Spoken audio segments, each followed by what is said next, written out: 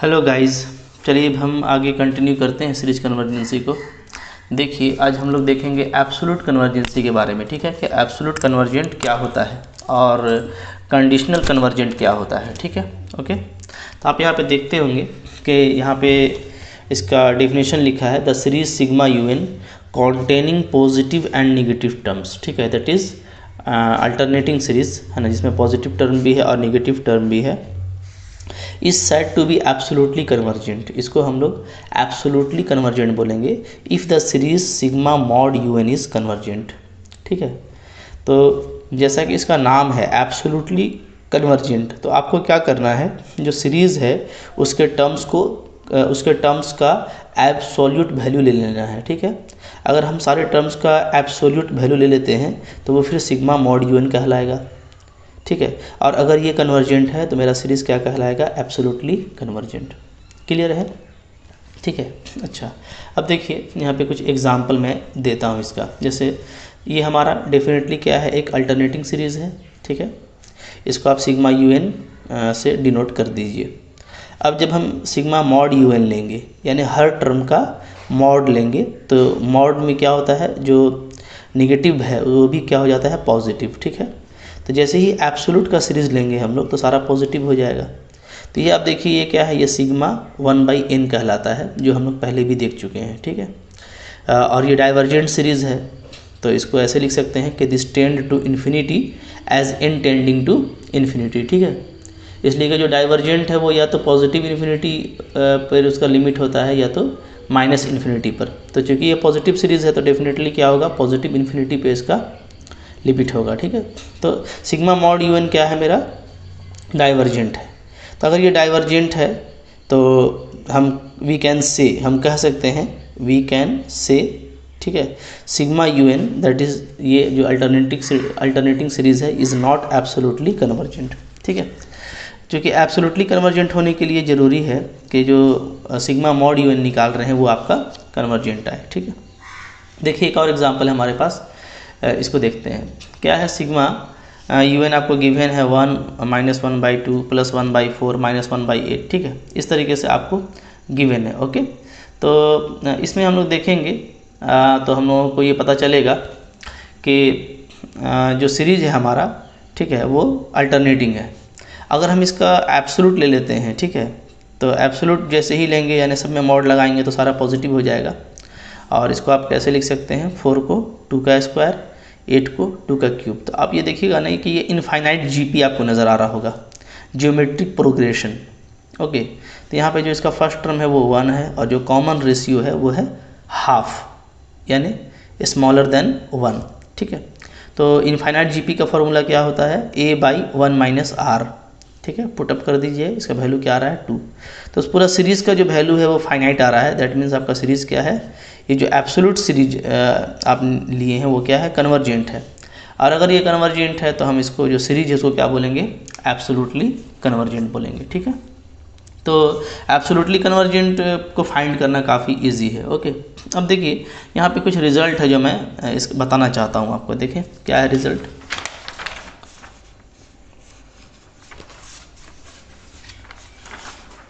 देखिए रिजल्ट ये है, इधर देख लीजिए आप। ठीक है, कि हमारा जो जिससे एब्सोल्यूट कन्वर्जेंट जो आपका हो रहा है, ठीक है, तो याद रखिएगा कि जो एब्सोल्युटली कन्वर्जेंट होता है, एब्सोल्युटली कन्वर्जेंट, ठीक है, ये इम्प्लाइज होता है कन्वर्जेंट। ठीक है, यानी अगर कोई सीरीज़ आपका एब्सोल्युटली कन्वर्जेंट है तो आप बिंदास रहें। ठीक है, क्या है, वो सीरीज़ आपका कन्वर्जेंट भी डेफिनेटली होगा। ठीक है, तो ये एक टेक्निक भी है। अगर आप किसी का कन्वर्जेंसी अल्टरनेटिंग सीरीज़ है आपके पास और आप उसका कन्वर्जेंसी फाइंड नहीं कर पा रहे हैं या आपको उसमें डिफ़िकल्टी आ रहा है, तो आप ये कर सकते हैं ना कि आप उसका एब्सोल्यूट कन्वर्जेंट जो है चेक कर लीजिए, यानी सारा पॉजिटिव टर्म ले लीजिए और सबको पॉजिटिव बना करके फिर उसका कन्वर्जेंसी चेक कर लीजिए। अब वो अगर कन्वर्जेंट है तो जो आपका पहला अल्टरनेटिंग सीरीज़ था वो भी कन्वर्जेंट होगा। ठीक है, लेकिन इम्पॉर्टेंट बात ये है कि इसका जो कन्वर्स है ये करेक्ट नहीं है। जो कन्वर्स है, converse is not true, converse आपका ट्रू नहीं है।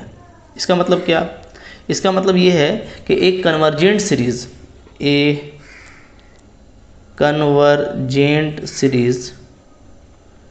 सीरीज में और नॉट बी एब्सोल्युटली कन्वर्जेंट। ठीक है, तो ये आपको याद रखना है कि एक अगर आपके पास कन्वर्जेंट सीरीज़ है तो वो एब्सोल्युटली कन्वर्जेंट भी हो ये ज़रूरी नहीं है। तो कन्वर्जेंट से हम डायरेक्ट नहीं बोल सकते कि वो एब्सोल्युटली कन्वर्जेंट है या नहीं है। हाँ, लेकिन एब्सोल्युटली कन्वर्जेंट अगर आपने चेक किया और वो मिल गया कि हाँ भाई एब्सोल्यूट कन्वर्जेंट है, तो वो डेफिनेटली क्या होगा, कन्वर्जेंट होगा। ठीक है, ओके। तो आप इसको ऐसे समझें कि जैसे देखिए, मान लीजिए कि हम लोग इसको एक दिखाते हैं वेनन में। ओके, इस तरह से हम देखिए एक ले लेते हैं वेनन। ओके, तो अब आप समझिए कि ये जो है आपका पूरा जो वेनन है, ठीक है, ये पूरा जो वेनन है, सब उसकी जिसको मैं ऐसे दिखा देता हूँ। तो ये जो पूरा हम लोग का वेनन है ऊपर वाला ब्लैक वाला, तो ये मेरा क्या है, समझ लीजिए कि एब्सोल्युटली कन्वर्जेंट है, एब्सोल्युटली कन्वर्जेंट। ठीक है, ओके, कन्वर्जेंट शॉर्ट में लिख देता हूँ। और ये जो मेरा रेड वाला है, ठीक है, नीचे वाला ये वाला, ठीक है, ये मेरा क्या है, ये है मेरा कन्वर्जेंट। तो आप इसको ऐसे याद रखें कि एब्सोल्युटली कन्वर्जेंट के अंदर आता है कन्वर्जेंट। यानी अगर एब्सोल्युटली कन्वर्जेंट आपका फाइनल हो चुका है तो आप डेफिनेटली क्या बोल देंगे कि वो कन्वर्जेंट भी है। लेकिन अगर कन्वर्जेंट है सिर्फ, ठीक है, तो सिर्फ अगर कन्वर्जेंट है तो इस कन्वर्जेंट को आप नहीं कह सकते कि वो एब्सोल्युटली कन्वर्जेंट भी होगा, आपको इसको चेक करना पड़ेगा। ठीक है, तो इस हिसाब से आप इसको कह सकते हैं कि इसका जो कॉन्ट्रा पॉजिटिव है, जो हमारा रिजल्ट अभी हम लोगों ने लिखा है, इसका कॉन्ट्रा पॉजिटिव आपके लिए क्या होगा, इम्पॉर्टेंट होगा। क्लियर है? ठीक है, क्या होगा कॉन्ट्रा पॉजिटिव, तो कॉन्ट्रा पॉजिटिव ये हो जाएगा कि not absolutely convergent, not absolutely convergent. अगर आपको कहीं पे दिखता है कि एब्सोल्युटली कन्वर्जेंट नहीं है तो डेफिनेटली क्या आप बोल देंगे, इट इज़ नॉट कन्वर्जेंट। ये क्या होगा आपका, अच्छा, कॉन्ट्रा पॉजिटिव लिख रहे थे ना, तो नॉट कन्वर्जेंट। अगर कोई कन्वर्जेंट ही नहीं है, जैसे नॉट कन्वर्जेंट लिखेंगे, नॉट कन्वर्जेंट। अगर कोई कन्वर्जेंट नहीं है, चूँकि उल्टा लिखते हैं तो पहले इसको लिखेंगे। नॉट कन्वर्जेंट का मतलब क्या होगा, it is not absolutely convergent, absolutely convergent. जो आपका कन्वर्जेंट नहीं होगा, ठीक है, तो वो डेफिनेटली क्या है, एब्सोल्युटली कन्वर्जेंट भी नहीं होगा। ये कॉन्ट्रा पॉजिटिव स्टेटमेंट हो गया, कॉन्ट्रा पॉजिटिव। ठीक है, तो हमारे पास जो रिजल्ट है, इस रिजल्ट को आपको याद रखना है। क्या है रिजल्ट, कि अगर एब्सोल्युटली कन्वर्जेंट है तो वह कन्वर्जेंट भी होगा। ठीक है, लेकिन कन्वर्स ट्रू नहीं है, यानी एक कन्वर्जेंट सीरीज़ को हम नहीं कह सकते कि वो एब्सोल्युटली कन्वर्जेंट भी है। आइए मैं इसको कुछ आपको एग्जांपल से दिखाता हूँ। ठीक है, देखिए हमारे पास कुछ एग्जांपल है। देखिए जैसे ये हम लोग के पास में एक एग्जांपल है। ठीक है, मैंने एक सीरीज़ लिया है अल्टरनेटिंग सीरीज़ का, अल्टरनेटिंग सीरीज़ है ये डेफिनेटली। ठीक है, इसका अगर हम एब्सोल्यूट लेते हैं यानी मॉड लगा देते हैं तो जितना भी निगेटिव टर्म सारा पॉजिटिव हो जाएगा। ठीक है, तो मैंने आपको ये दिखाया है पीछे कि ये क्या है, कन्वर्जेंट नहीं है। क्या है, इट इज़ नॉट कन्वर्जेंट। ठीक है, तब आप देखें कि चूँकि ये कन्वर्जेंट नहीं है, ठीक है, एब्सोल्युटली कन्वर्जेंट नहीं है कह लीजिए, जो हम जो एब्सोल्यूट सीरीज निकाले हैं वो क्या है, नॉट एब्सोल्युटली कन्वर्जेंट आ रहा है। ठीक है, जो एब्सोल्यूट वैल्यूज़ पर सिग्मा है वो क्या है, कन्वर्जेंट नहीं है। तो यानी ये पूरा सीरीज़ क्या है, नॉट एब्सोल्युटली कन्वर्जेंट। ठीक है, तो अब आप देखिए कि ये एब्सोल्युटली कन्वर्जेंट तो नहीं है लेकिन ये कन्वर्जेंट है। ठीक है, ओके, तो मैंने आपको भी बताया था कि कन्वर्स ट्रू नहीं है, मतलब कि जो है एक कन्वर्जेंट सीरीज़ एब्सोल्युटली कन्वर्जेंट हो भी सकता है और नहीं भी हो सकता। तो आप देखें कि ये हमारा क्या है, ये हमारा कन्वर्जेंट सीरीज़ है। ठीक है, कैसे, इसलिए कि ये लिबनिज के दोनों कंडीशन को फुलफ़िल करता है।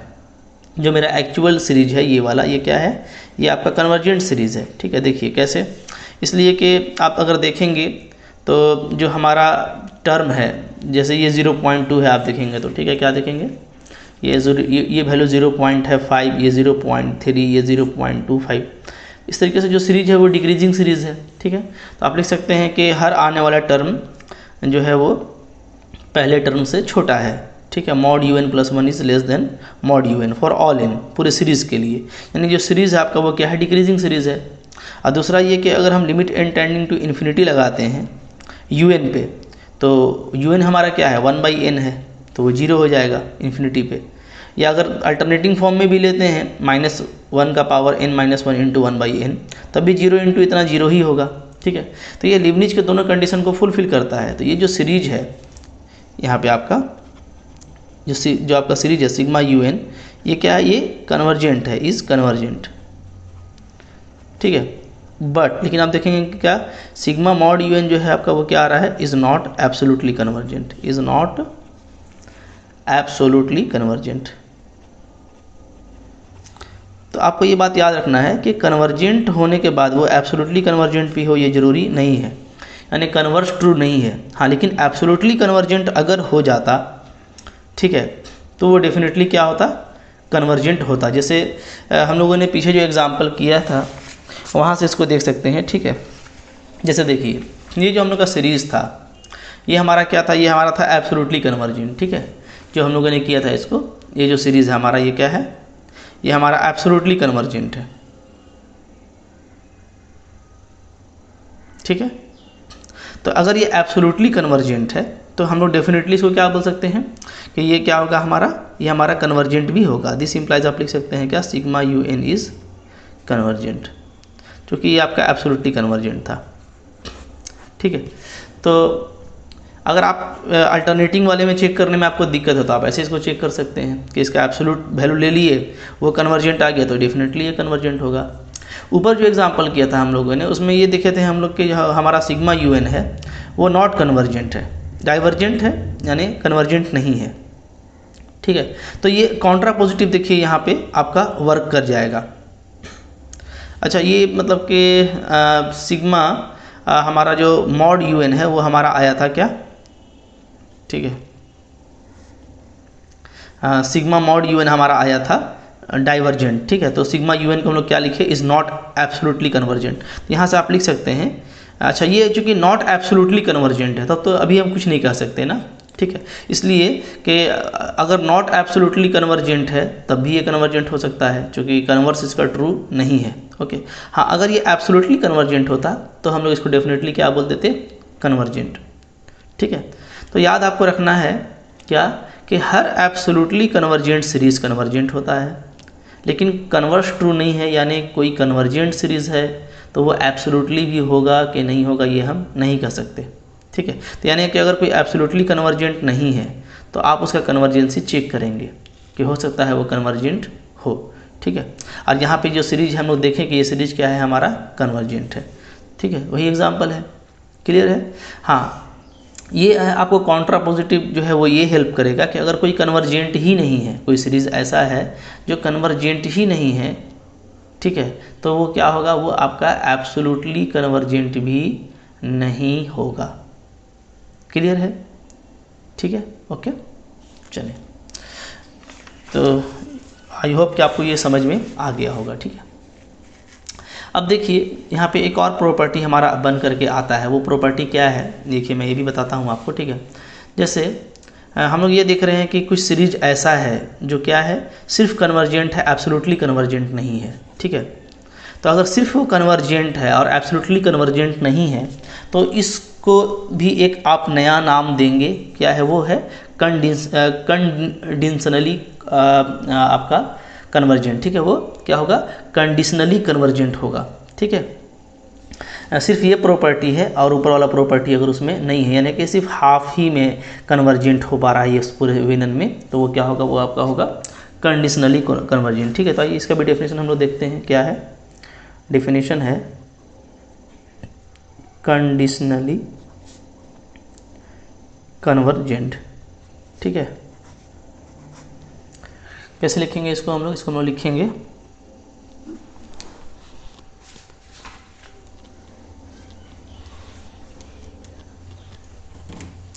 देखिए, ठीक है, एन अल्टरनेटिंग सीरीज ऐसे लिखेंगे, an alternating series sigma u n, ठीक है, is said to be is said to be conditionally convergent, conditionally convergent. ठीक है, कब? अच्छा, कंडीशनली कन्वर्जेंट भी बोल सकते हैं और इसको आप सेमी कन्वर्जेंट भी बोल सकते हैं, और सेमी कन्वर्जेंट। ठीक है, क्योंकि हम लोग देख रहे हैं कि वेनन में हमारा क्या दिखा रहा है कि ये आधा पर कन्वर्जेंट होगा वेनन का। ठीक है, और सेमी कन्वर्जेंट। ठीक है, और एक और नाम होगा इसका क्या? Non absolutely convergent, absolutely convergent. ठीक है, कब? If sigma u n is convergent, जब आपका सिग्मा यू एन क्या होगा? कन्वर्जेंट होगा, but sigma mod u n यानी जो इसका एब्सोल्यूट वैल्यू का फंक्शन है वो क्या हो जाएगा? Is not convergent. ठीक बात समझ में आ रही है? ओके, तो नॉट कन्वर्जेंट, और चूंकि सारा पॉजिटिव टर्म है तो आप इसको डाइवर्जेंट भी लिख सकते हैं, sigma u n is divergent.